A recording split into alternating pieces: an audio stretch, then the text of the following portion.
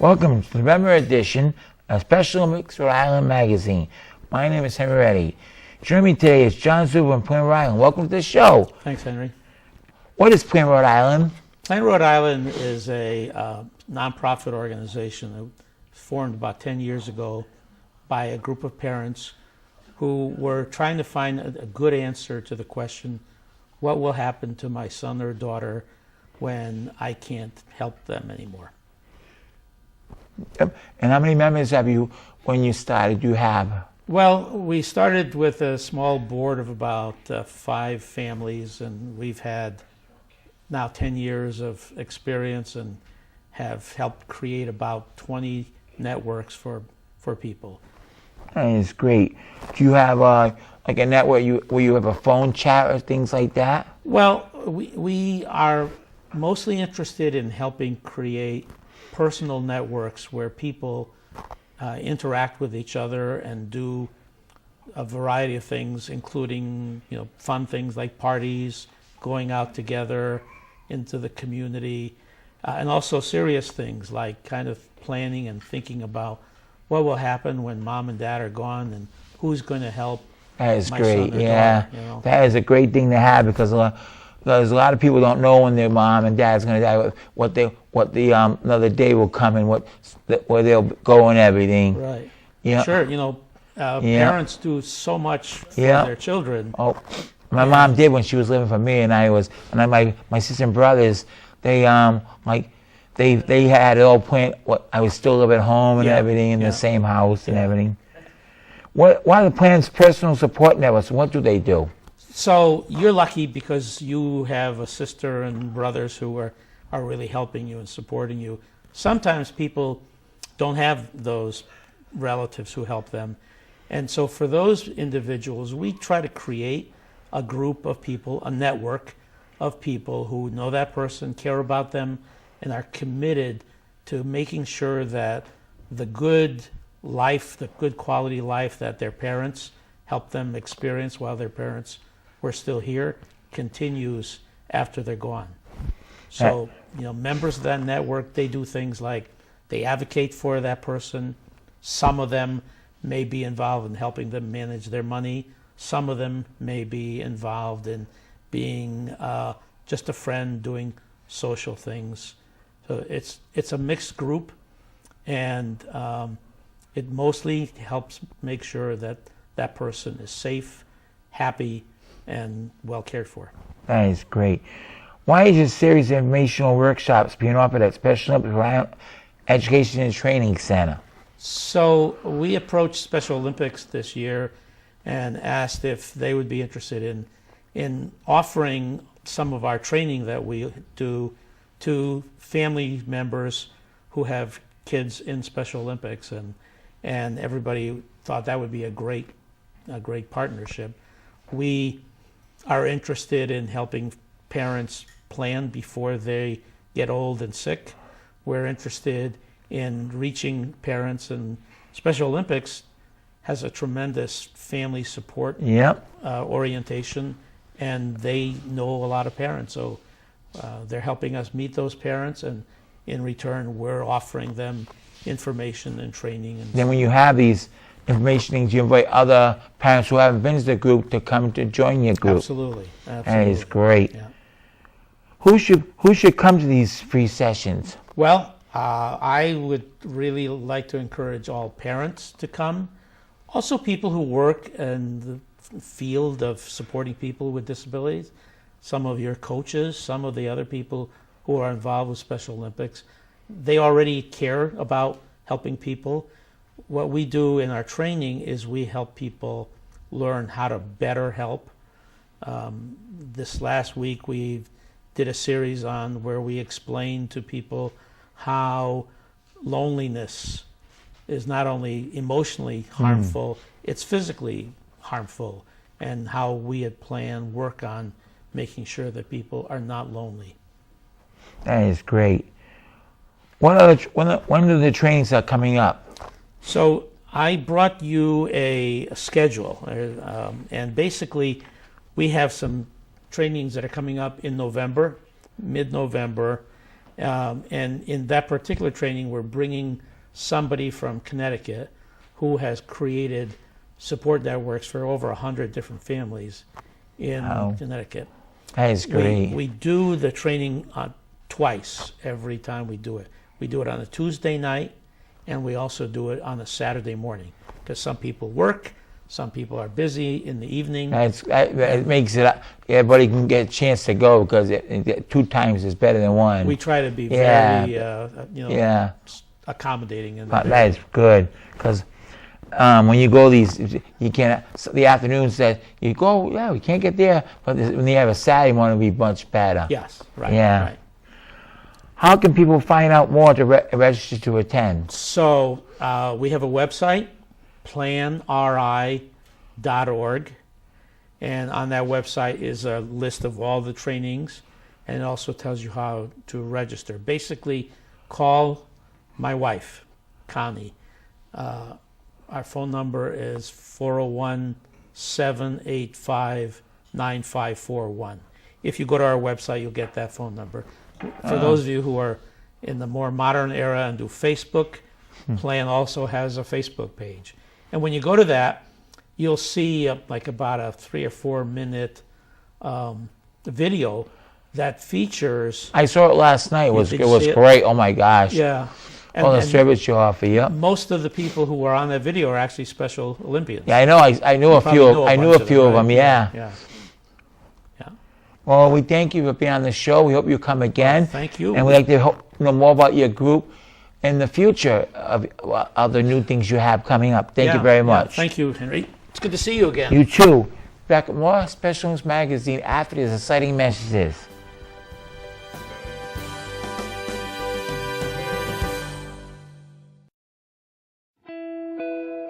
We knew that having normal experiences was really important to a normal future for him, but we weren't quite sure how to do it. We were functioning okay, but again, it wasn't, we were doing ourselves significantly more.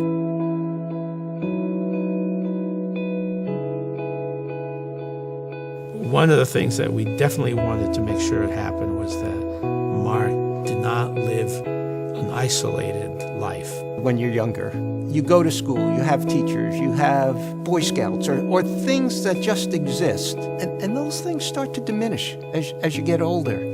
What can we do to make sure that these type of activities and opportunities are going to be available for our child?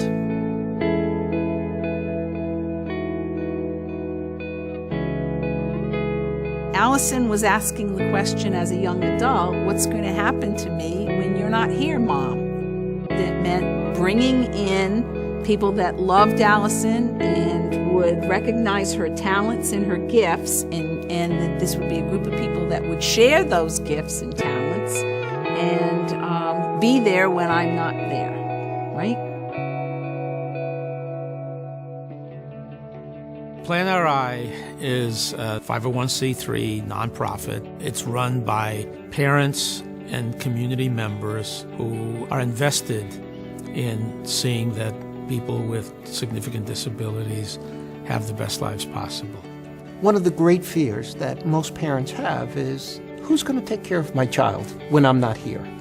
And take care of means a lot of different things, and there's certainly where you live and the resources you have. But the crucial part of being a human being is social interaction and having a happy, full life. And what I can guarantee Plan can do is provide for that, is create a network of people who care.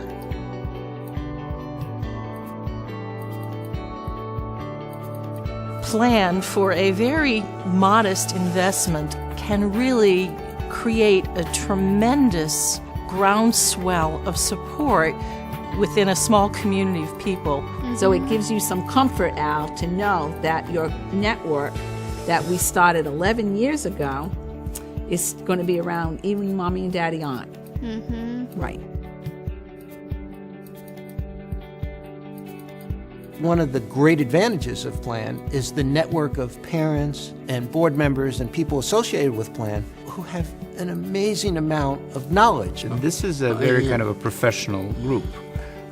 So you get really good people supporting you in both how to build your network, how to keep going. Whenever I talk to families, all of them want to see that their children or their brothers or sisters will have a rich, full, secure, and safe life. And I think the mechanism of PLAN can absolutely ensure that that will continue to grow. What PLAN has done for me is it's opened a world for me that I never thought could be possible.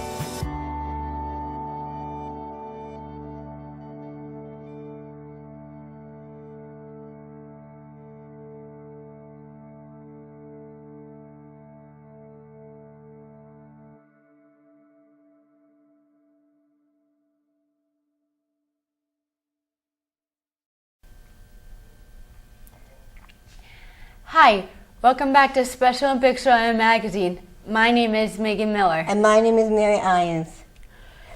And joining us today are Sarah Cabral from Tiverton High School and Danielle Costa from Portsmouth High School. Welcome to the show. Thank you for having us.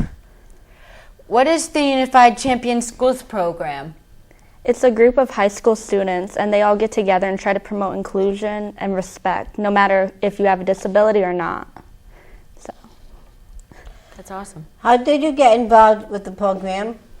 I originally got involved with the program. My brother was very involved with it. He's 4 years older than me. So I knew when I came to high school that was definitely something that I'd also want to be involved with. I have a brother with autism, so I just love inclusion and respect for everyone. What have been some of your favorite memories since your involvement? Probably we have a big unified basketball game at the end of the year, and we have tape a teacher and everything, and it's always so much fun. What types of activities is your school involved with the Unified Schools program? So we do a lot of activities throughout the year. We have a youth forum where a bunch of schools will come together and just talk about what they're doing. We also have the Polar Plunge. That is in March, I believe. Yeah, March. And what else do we do? We do Spread the Word to End the Word Day. Yep, we usually have a whole week of that with a bunch of events going on. Yeah. And then we also have a lot of unified games as well. Mm-hmm. That's wonderful. Yeah. Do you think these activities have created more awareness and inclusion of students with intellectual disabilities within your schools? Yeah, I definitely think so.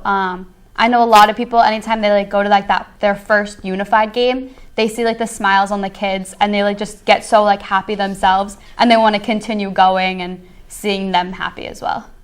What is your role as the co-chair of State Youth Activation Committee? We lead different schools. They send a bunch of people, and we all get together and we just make a bunch of ideas for activities or anything. So we just kind of get those going. And I love that they have these programs in the schools now, because they didn't have them when I was in high school. They didn't have unified sports or Spread the Word to End the Word Day. So it's really good that schools are changing. I'm very, very happy about that. Yeah. And what would you say to get more students involved in the Unified School Program and the Youth Activation Committee? That's a hard one. It's hard. Honestly, I think I would say that if you've never seen a child with a disability as happy as they are when they're playing unified games, then you really need to get out and help others feel the same way as you do, because everyone deserves a chance at respect and inclusion, and I think that's just the most important thing for others to know. Yeah, definitely. Thank you for joining us today. Thank you for having us. We'll be right back right after these messages.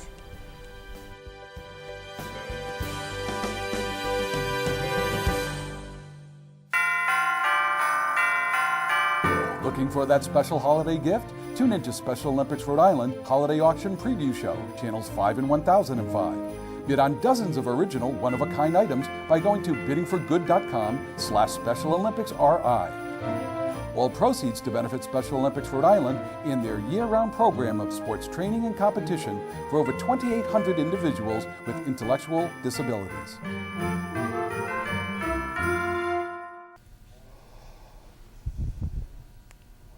Welcome back to Special Olympics Rhode Island Magazine. Hi, I'm Mary Ellen Powers, and joining me now is Mark Hanna and Patricia Sylvia, who are going to be talking with me about the 20th anniversary of the holiday auction. Welcome to the show. Thank you, Mary Ellen. Thank you. It's a pleasure to have you. Same here. Thanks. Pat, how did the holiday auction begin, and how much was raised the first year? Oh, that's a tough question, but I will tell you how it began. It really was the brainchild of Jerry Walter, who, as you all know and love, has put her heart and soul into the Special Olympics movement. So she thought, what a great idea to raise money, to pull together a group of volunteers and take a Sunday afternoon, evening, when some of the TV watching is somewhat slow, and really take an opportunity to sell some amazing items. And it was live back then, so a lot of things were happening. Really sell some amazing items and packages that would be so easy to buy during the holiday season. And then all the proceeds would directly go to the Special Olympics Rhode Island program. So it really was her gem of an idea 20 years ago. And she came to Cox and she said, what do you think? How about putting this on television and out to the viewers on Cox at that time, and what do you think? What would be the idea? And we just embraced it because we thought, what a better way to partner with one of our special community organizations to use our network to promote the organization and at the same time raise incredible dollars to an organization that helps so many athletes across the state.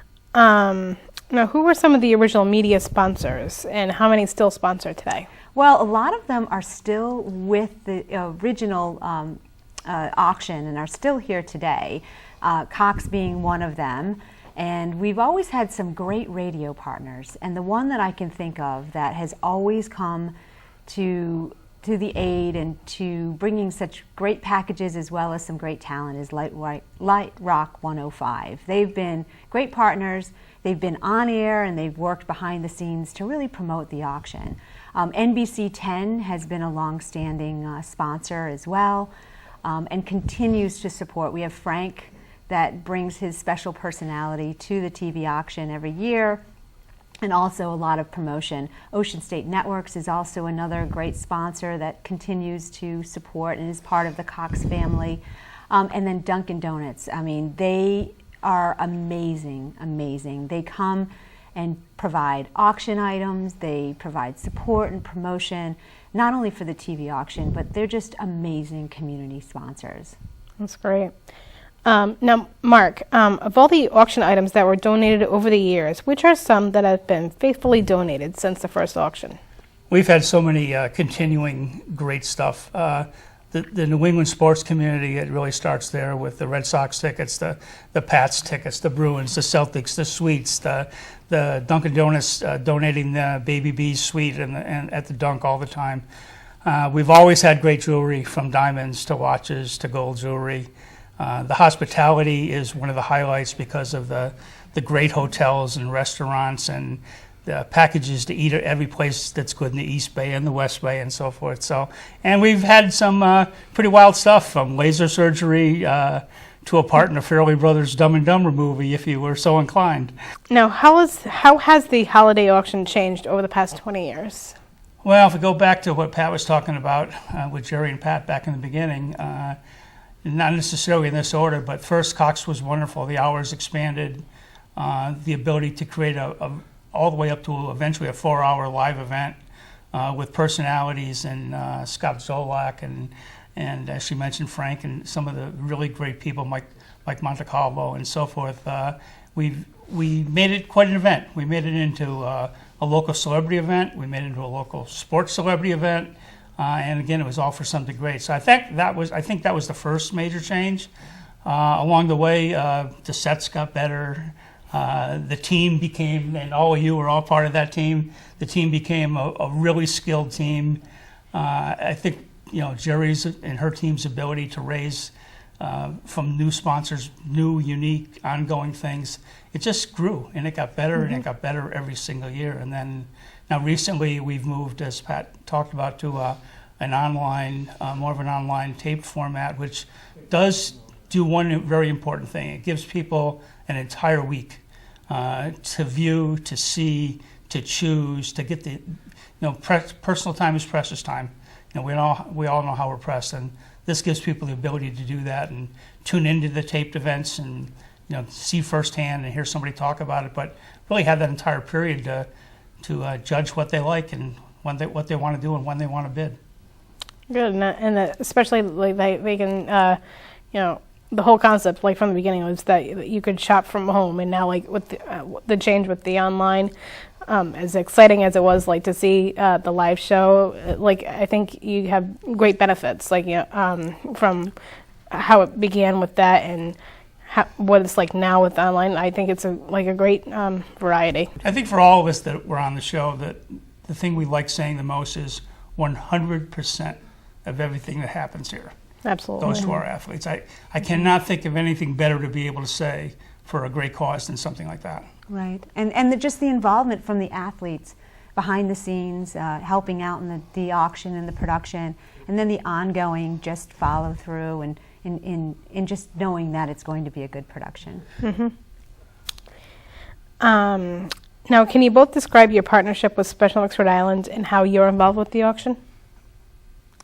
I'll go first because I think I might have a few more years than Couple. you.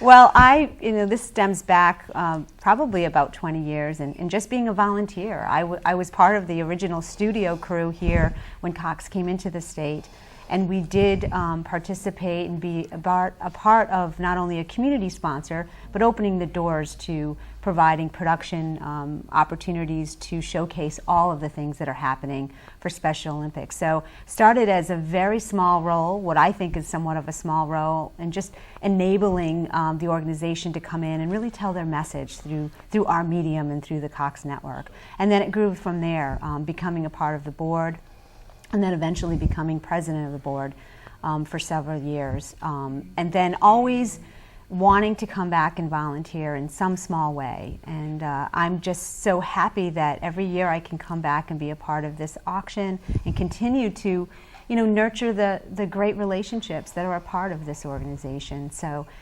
it's been wonderful, and it's been wonderful to sit back and see how this amazing organization has grown, and how folks like you, Mary Ellen, where I went to many meetings with and have traveled many times to different workshops and was able to really tell the message of Special Olympics Rhode Island, and see how much that you've grown through this organization and all your colleagues that are here still helping. It is very rewarding, and it's a tribute to what this organization means. And how about for you, Mark? I second all of that. I started a little bit later and really started as a donor where Jerry reeled me in. And soon I was a co-host, and not soon after that I was sort of the chairman of raising everything for the auction, although Jerry still gets all the credit. My name just went on the letters.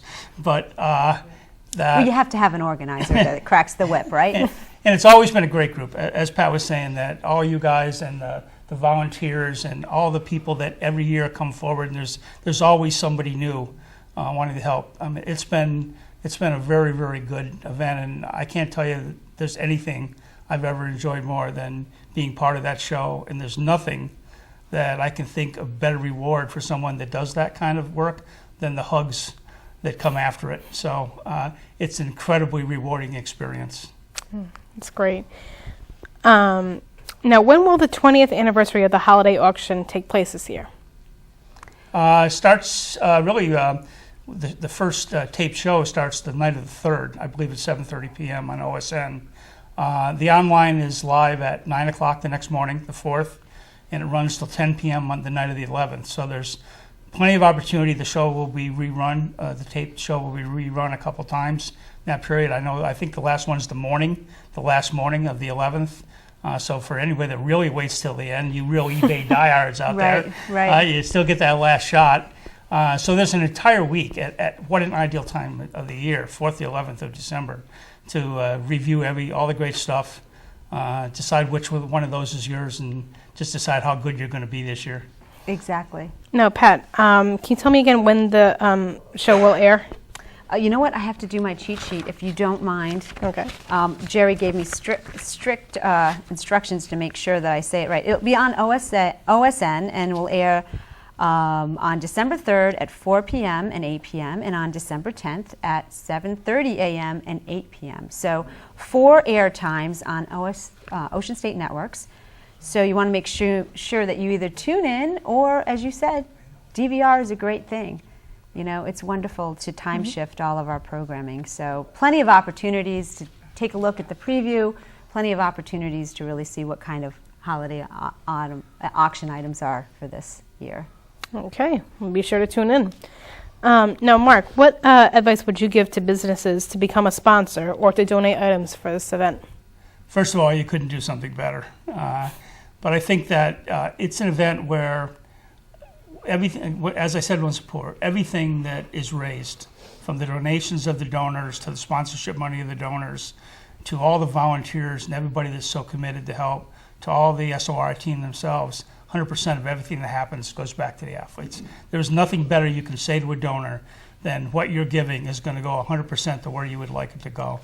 I think the second thing is there is great notoriety that comes in very good notoriety that comes for people that sponsor this, because there isn't anyone that doesn't appreciate you if you're associated with SORI as a business or as a sponsor. And I think last, that again, kind of as I said before, that the appreciation you receive for what you do for this event is second to nothing. So there is no reason not to be involved. I think the beauty of it as a sponsor, if you're a potential sponsor or a potential donor, is that nothing is too small or nothing is too large. I mean, it's amazing how many different items that come through that are so important to so many different people. So it really is the variety that makes it so special. Yeah, and some of the simplest, most inexpensive packages are great things. Experiences, restaurants, as you said. Restaurants of the West Bay, right? That I mean, us people in East Bay, we never did that until we got to the auction. Don't go over the bridge. Right? Yeah. It's too far to drive. Exactly.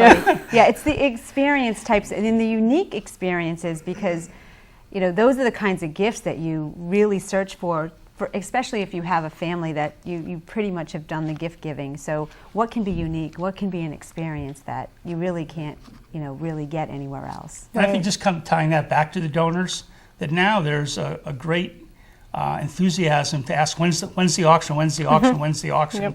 And what would be great that I could give you this year that would be either the same or different. So it's really fed off each other in a very positive way with a great result. Yeah, and the personal satisfaction I bet is a bonus too, because I help with the auction, and I know from like a couple of responses, for somewhere new, someone would say, we would love to do this. What a great opportunity, and just like I can just sense that they must be proud to be contributing to this auction to benefit us. So. Absolutely, and I think it's pretty unique. I mean, I don't know as far as the other Special Olympics chapters throughout the country, but I'm sure that Jerry has probably provided a lot of information, and I'm sure there's a lot of other gems of these ideas floating throughout the other parts of the community and other communities in the States, because it really is a unique idea, and I know that you go out and speak a lot to various organizations, so I'm sure they're very interested to hear how this all came about, so and to nurture that idea throughout all their organizations. Yes. Well, thank you both very much for joining me. Thank you. Thank you. Great to see you again. Great to see you too. Be sure to tune in next month for another great edition of Special Olympics Rhode Island Magazine.